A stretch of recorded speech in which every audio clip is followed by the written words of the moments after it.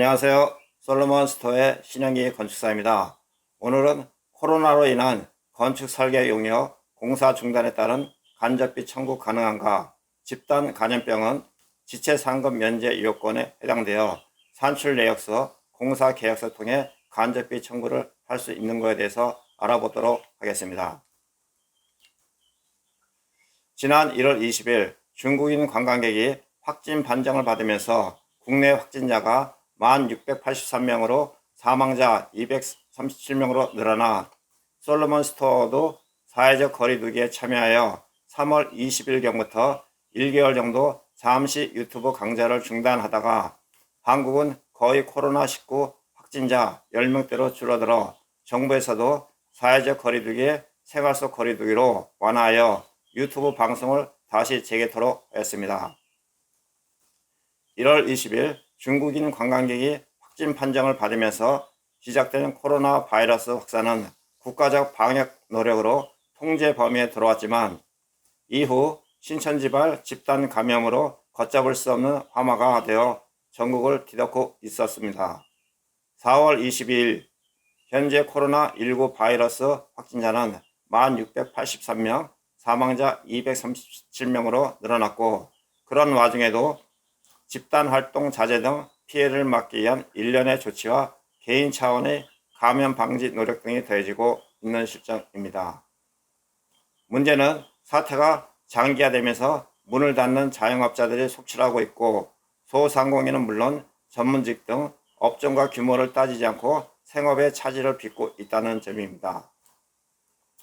4월 22일 한국은 신규 확진자 9명, 사망자 1명 추가로 10명 이하로 떨어졌으며 방역당국의 검역 강화와 강화된 고강도 사회적 거리두기 제도, 개인 위생 등의 노력이 반영되었으며 사회적 거리두기에서 생활 속 거리두기로 완화해 5월 5일까지 연장되었습니다.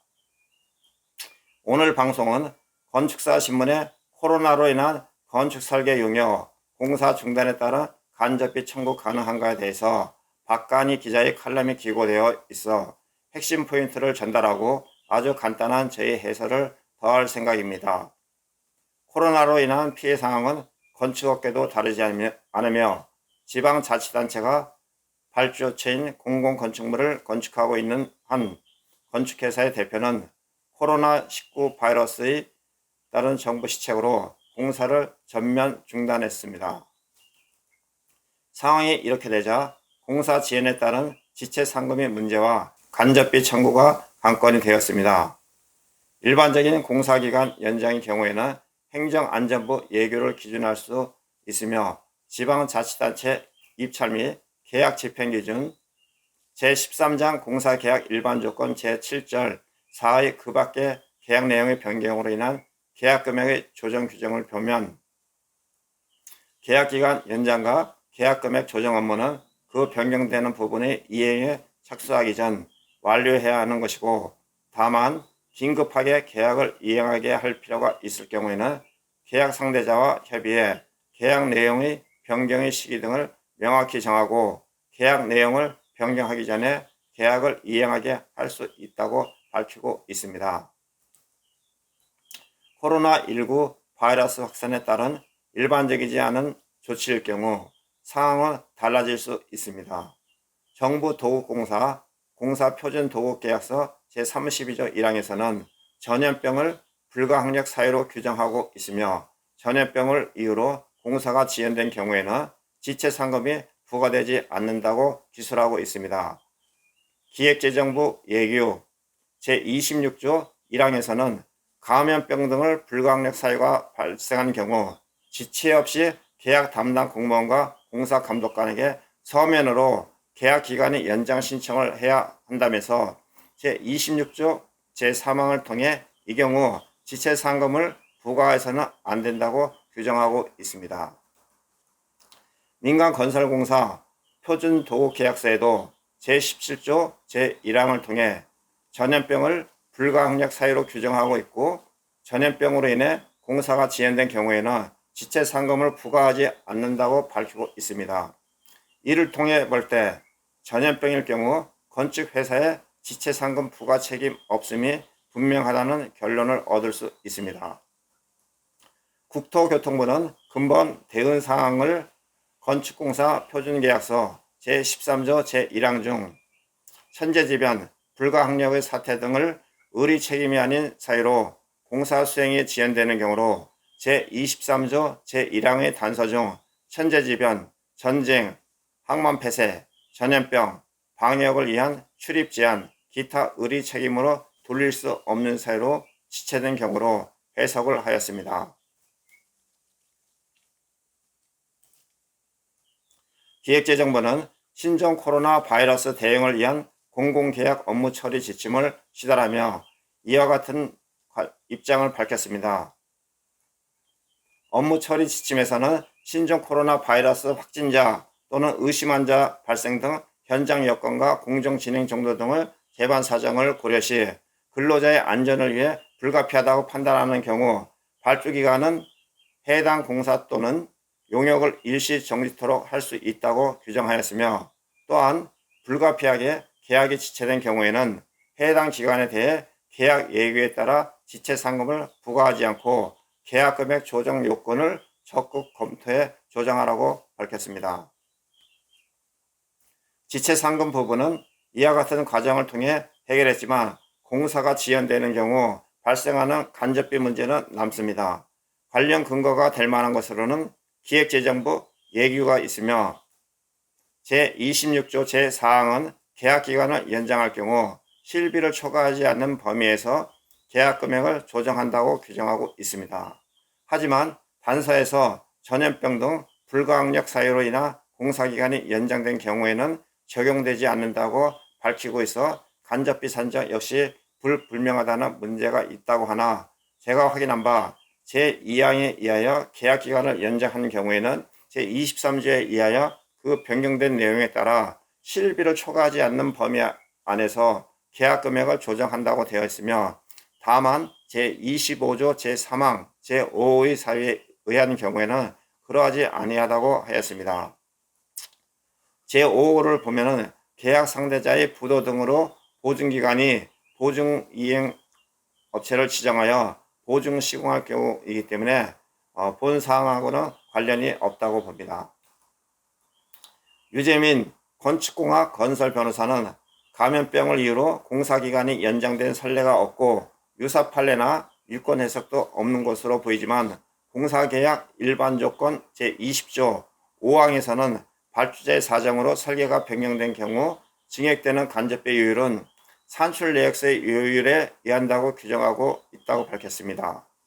이어 유재민 변호사는 코로나와 같은 감염병으로 용역 및 공사기간이 연장 승인이 된 경우에는 공사계약 일반조건 제26조 제4항이 아닌 공사계약 일반조건 제20조 5항의 규정을 유추 적용해 산출내역서나 공사원가서 기재의 요율에 따라 간접비를 산정해 청구할 수 있을 것이라고 밝혔습니다. 국토교통부는 건축공사 표준계약서 해석을 알림에 대한 공문을 각 단체에 보냈습니다. 최근 코로나19의 확산을 방지하고 건축공사 현장의 근로자 등의 건강을 보호하는 한편 건설사업자의 경영 부담을 경감하기 위해 건축법 제15조 제3항에 따른 건축공사 표준계약서 일부 규정에 대하여 다음과 같이 법령을 해석하오니 회원사, 관계기관, 단체 등에 알려주시고 적극적으로 이행되도록 협조해 주시기 바랍니다라는 공문을 2020년 3월 9일자 발송을 하였습니다. 건축공사 표준계약서 법령 해석은 최근 코로나19의 전국적 확산 가능성에 대비하여 위기경보 단계가 심각하므로 격상되었습니다. 이와 관련하여 다수의 근로자가 현장을 이동하면서 근무하는 건설산업의 특성을 감안하여 근본 대응사항을 건축공사 표준계약서 제13조 제1항 중 천재지변, 불가항력의 사태 등 의리 책임이 아닌 사유로 공사 수행이 지연되는 경우로 제23조 제1항의 단서 중 천재지변, 전쟁, 항만 폐쇄, 전염병, 방역을 위한 출입 제한, 기타 의리 책임으로 돌릴 수 없는 사유로 지체된 경우로 해석을 하고 있습니다. 법령 해석에 따른 조치사항은 최근 코로나19 확진자 또는 의심 환자 발생 등 현장 여건과 기반 재반 사항을 고려하여 수급인, 건설사업자, 시공자 등은 도급인, 발주자, 건축자에게 공사기간 연장을 요구할 수 있으며 도급인은 즉시 그 사실을 확인하고 계약기간의 연장, 계약금액 조정, 지체상금 등에 관하여 계약 당사자 간의 협의를 통한 조치를 하여야 한다고 되어 있으며 건축공사 표준계약서 제13조, 16조, 18조 등에 나와 있습니다. 분쟁을 해결하는 방법으로는 건축공사 표준계약서의 법령 해석 등에 대해 계약 당사자 간의 분쟁이 있는 경우 건축법에 따른 건축분쟁조정위원회 등의 중재, 조정을 신청할 수 있으며 또한 동법령 해석은 건축공사 표준계약서를 기초로 작성되었으며 계약서 내용의 첨삭 등을 거쳐 최종적으로 체결한 계약에 따라 해석이 달라질 수 있다고 하였습니다. 간접비, 농후비, 대장 및 지급 증빙 자료로서 준비해야 될 사항은 첫 번째, 계약서, 갑지, 공사원가 계산서. 두 번째, 현장 조직도 등 간접 노무 인력의 근무 현황을 확인할 수 있는 자료. 세 번째, 급여 명세서 등 간접 노무 인력의 임금 지급 내역을 확인할 수 있는 자료. 네 번째, 임대차 계약서, 영수증, 지급인 자료, 보관비, 가설비, 유휴 장비비 등을 확인할 수 있는 자료. 다섯 번째, 영수증, 세금계산서, 수도관열비, 복리후생비, 소모품비, 여비, 교통비, 통신비, 세금과 공과, 도서인쇄비, 지급수수료의 지출 내역을 확인할 수 있는 자료. 여섯 번째는 납부 영수증 등 산재보험료, 고용보험료의 지출 내역을 확인할 수 있는 자료.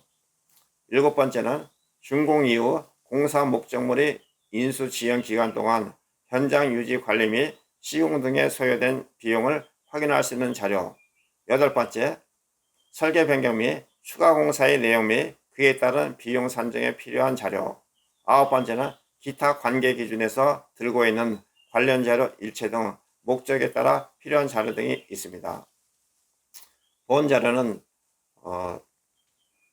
공기 연장에 따른 관리비를 청구하는 하나의 예로, 예를 들어 현장 대리인, 공무, 공사, 품질관리, 격리, 자재, 반장, 경비원, 현장 청소 정리 인부 등이 필요하며 한 달에 예를 들어서 한 4,070만 원이 소요가 됐을 경우 5개월 정도 공사가 중단이 됐을 경우는 2억 1천만 원 정도가 소요가 됩니다.